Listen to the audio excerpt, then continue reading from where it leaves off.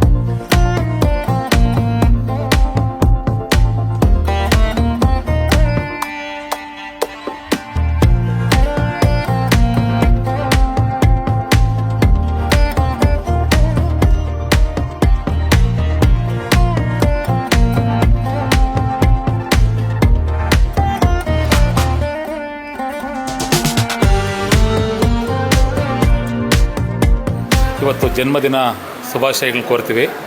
ಇಲ್ಲಿ ದೇವಸ್ಥಾನ ಫಸ್ಟ್ ಸ್ಟಾರ್ಟಾಗಿ 35 ವರ್ಷ ಆಯಿತು. ಅವತ್ತಿನ ದಿನದಿಂದಲೂ ಇಲ್ಲಿ ಅವರ ಹುಟ್ಟುಹಬ್ಬ ಮತ್ತು ದೇವಸ್ಥಾನದ ಕಾರ್ಯಕ್ರಮಗಳು ನಡ್ಕೊಂಬರ್ತಾಯಿದೆ.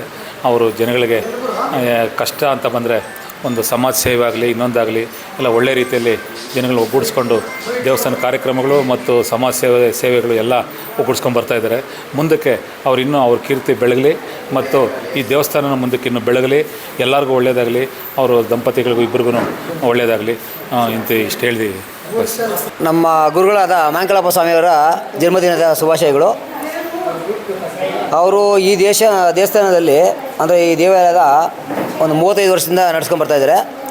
ಅಂದರೆ ಇವಾಗಲೂ ಅವರು ಎಷ್ಟು ವರ್ಷ ಆಗಿದೆ ಗೊತ್ತಾಗಲ್ಲ, ಆ ಥರ ಚೆನ್ನಾಗಿದ್ದಾರೆ. ದೇವರು ತುಂಬ ಚೆನ್ನಾಗಿಟ್ಟಿದ್ದಾರೆ. ಅವರಿಗೆ ಆರೋಗ್ಯ ಐಶ್ವರ್ಯ ಇದೇ ಥರ ಕೊಟ್ಟು ಎಲ್ಲ ಜನಗಳಿಗೆ ಅನುಕೂಲ ಮಾಡಿಕೊಳ್ಳಿ ಅಂತ ಕೇಳ್ಕೊತಾ ಇದ್ದೀವಿ. ಹೆಚ್ಚಿಗೆ ಹೇಳೋದೇನಿಲ್ಲ, ಅವರು ಎಲ್ಲರಿಗೂ ಸ್ಪಂದಿಸ್ತಾರೆ. ಅವರು ಯಾವ ಥರ ಸ್ಪಂದಿಸ್ತಾರೋ ಅದೇ ಥರ ತುಂಬ ಚೆನ್ನಾಗಿದ್ದಾರೆ. ಅದೇ ರೀತಿ ಅವ್ರಿಗೆ ಜನ್ಮದಿನ ಶುಭಾಶಯಗಳನ್ನು ಕೋರ್ತಾ ಇದ್ದೀವಿ. ಆತ್ಮೀಯ ಸ್ನೇಹಿತರೆ, ಈ ದಿನ ನಮ್ಮ ಅಭಯ ಶನೇಶ್ವರ ಸ್ವಾಮಿ ದೇವಾಲಯದ ಪ್ರಧಾನ ಧರ್ಮದರ್ಶಿಗಳು ಪೂಜ್ಯ ಗುರುಗಳಾದಂಥ ಮಾಂಕಳಪ್ಪ ಸ್ವಾಮಿಗಳ ಹುಟ್ಟುಹಬ್ಬ. ಈ ದಿನ ನಮ್ಮ ಅಭಯ ಶನೇಶ್ವರ ಸ್ವಾಮಿ ದೇವಾಲಯದ ಎಲ್ಲ ಸೇವಾಕರ್ತರು ಈ ದಿನ ವಿಜೃಂಭಣೆಯಾಗಿ ನಮ್ಮ ದೇವಾಲಯದಲ್ಲಿ ಅವರ ಹುಟ್ಟುಹಬ್ಬವನ್ನು ಆಚರಣೆ ಮಾಡಿದ್ದೀವಿ. ಆ ಭಗವಂತ ಮುಂದಿನ ದಿನಗಳಲ್ಲಿ ಸಕಲ ಸೌಭಾಗ್ಯಗಳನ್ನು ಕೊಟ್ಟು ಆರೋಗ್ಯ ಐಶ್ವರ್ಯ ಅಂತಸ್ತು ಎಲ್ಲ ರೀತಿಯ ಅವರಿಗೆ ಆ ಭಗವಂತ ಕರುಣಿಸ್ತೆ ಅಂತ ಆಯಿಸ್ತಾ ಅವರಿಗೆ ಮತ್ತೊಮ್ಮೆ ಹುಟ್ಟುಹಬ್ಬದ ಶುಭಾಶಯಗಳನ್ನು ಬಯಸ್ತಾ ಇದ್ದೀವಿ. ಅಣ್ಣವರು ಆದಂತಹ ಮಾಂಕಳಪ್ಪ ಸ್ವಾಮೀಜಿಗೆ ಹುಟ್ಟುಹಬ್ಬದ ಶುಭಾಶಯಗಳು ಮೊದಲಿಗೆ. ಮತ್ತು ಲಾಸ್ಟ್ ಒಂದು 3 ದಿನದಿಂದ ನಾವು ಅಭಯ ಶನೇಶ್ವರ ಸ್ವಾಮಿಯ ಜನ್ಮೋತ್ಸವ ತುಂಬ ಅಚ್ಚುಕಟ್ಟಾಗಿ ಚೆನ್ನಾಗಿ ಮಾಡಿದರು. ಪ್ರತಿ ವರ್ಷ ಮಾಡ್ತಾಯಿದ್ರು. ಈ ವರ್ಷ 31ನೇ ವರ್ಷ ಇನ್ನೂ ಯಥೇಚ್ಛವಾಗಿ ಮಾಡಿದರು. ಅದೇ ರೀತಿಯಾಗಿ ನಾವು ಹುಟ್ಟುಹಬ್ಬನ ನಾವು ಸಿಂಪಲಾಗಿ ಆಚರಣೆ ಮಾಡ್ತಾಯಿದ್ವಿ. ಎಲ್ಲ ನಮ್ಮ ದೇವಸ್ಥಾನದ ಸೇವಾಕರ್ತರು ಎಲ್ಲ ಸೇರಿ ಈ ಸಲ ತುಂಬ ಗ್ರ್ಯಾಂಡಾಗಿ ಮಾಡಬೇಕು, ಅವ್ರಿಗೆ ಎಲ್ಲ ಚೆನ್ನಾಗಿ ಐಶ್ವರ್ಯ ಆರೋಗ್ಯ ಎಲ್ಲ ಕೊಟ್ಟು ಕಾಪಾಡಲಿ ಅಂತ ಹೇಳಿ ಆ ಶನೇಶ್ವರ ಸ್ವಾಮಿಯಲ್ಲಿ ಕೇಳ್ಕೊತಾರೆ. ಹೇಳ್ಬೋದಾ? ಹೇಳಿ ಸರ್.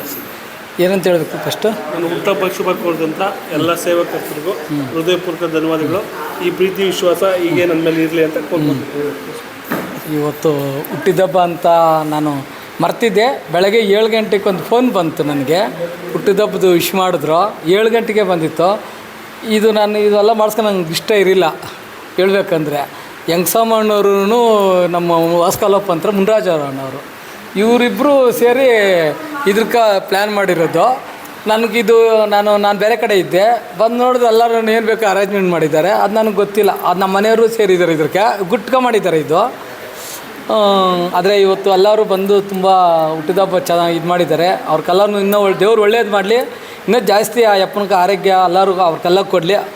ಅವರು ಚೆನ್ನಾಗಿದ್ದರೆ ನಾನು ಚೆನ್ನಾಗಿರ್ತೀನಿ ಅಷ್ಟೇ. ಆಮೇಲೆ ಮೊನ್ನೆ ಒಂದು ಜಾತ್ರೆ ಆಯ್ತಲ್ವ, 15, 16, 17 ನಾನು ಹುಟ್ಟಿರೋದಕ್ಕೂ ನನಗೆ ಸಾರ್ಥಕ ಆಯಿತು. ಆ ದೇವ್ರ ಹತ್ರ ಯಾವಾಗ ಕೇಳೋಣ, ಜನ ತರ್ಸಂತ. ಇನ್ನು ನನಗೇನೇ ಕೊಡಲಿ ಅದು ನನಗೆ ಬೇಕಾಗಿಲ್ಲ. ಆ ದೇವ್ರ ಹತ್ರ ಅದು ಸರ್ ಕೇಳೋದು, ಬಂದವ್ರಿಗೆ ಒಳ್ಳೇದಾಗಬೇಕು. ನನಗೆ ದುಡ್ಡು ಆಸ್ತಿ ಅವೆಲ್ಲ ನನಗೆ ಬೇಕಾಗಿಲ್ಲ. ಆ ಅಪರೂಪದ ಜನ ಅಷ್ಟೇ ನನಗೆ ಬೇಕಾಗಿರೋದು. ಆದರೆ ನಾನು ನೋಡಿದ ತಕ್ಷಣ ಜನ ನೋಡಿಬಿಟ್ಟು ಸಾಕು, ಇಷ್ಟು ಸರ್ ನಾನು ಸೇವೆ ಮಾಡಿರೋದಕ್ಕೆ ಜನ ಇಷ್ಟು ಬಂದಿದ್ದಾರೆ. ಊರು ಗ್ರಾಮಸ್ಥರು ಮನೆಗೂ ಬಂದಿದ್ದರು.